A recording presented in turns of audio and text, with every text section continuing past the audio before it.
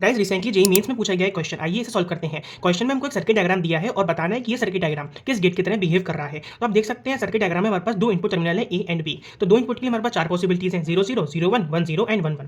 तो हम एक एक करके सारी पॉसिबिलिटीज को चेक करते हैं और देखते हैं हमारे पास आउटपुट में क्या ट्रुथ टेबल आ रही है। और जो भी ट्रुथ टेबल आएगी तो हमें समझ में आ जाएगा कि ये सर्किट डायग्राम किस गेट की तरह बिहेव कर रहा है। चलिए तो हम सर्किट डायग्राम में देखते हैं, हमारे पास दो नैंड गेट दिए, एक नॉट गेट दिया हुआ है। तो हमने पहला कॉम्बिनेशन ले लिया, दोनों जीरो थे। दोनों जीरो किस में गए, पहले एंड गेट में, तो आंसर क्या आएगा 0 और फिर नॉक लगाया तो आंसर आ जाएगा 1। अब सिमिलरली दोनों जीरो गए और गेट में, तो और गेट में आंसर क्या आएगा 0 और फिर नॉक लगाया तो आंसर आ जाएगा 1। अब ये 1 1 कॉम्बिनेशन गया एंड में, तो आंसर क्या आएगा 1, लेकिन नॉक लगाया तो आंसर आ गया 0, यानी कि फाइनल आउटपुट में मिला आपको 0 0 0 पे 0। अब देखते हैं 0 1 का कॉम्बिनेशन। तो 0 1 का कॉम्बिनेशन क्या गया एंड में, तो एंड क्या दे देगा आपको 0 और फिर 0 को नॉट यानी कि 1। फिर 0 1 कॉम्बिनेशन गया और में, तो आंसर क्या आएगा 1 और फिर नॉट लगाया तो आंसर आएगा 0। अब ये 1 0 कॉम्बिनेशन गया आपके पास एंड गेट में, तो आंसर क्या आएगा 0 और फिर 0 को नॉट कर देगा, आंसर आ जाएगा 1, यानी कि 0 1 कॉम्बिनेशन हमको फाइनल आउटपुट में आंसर क्या मिला 1।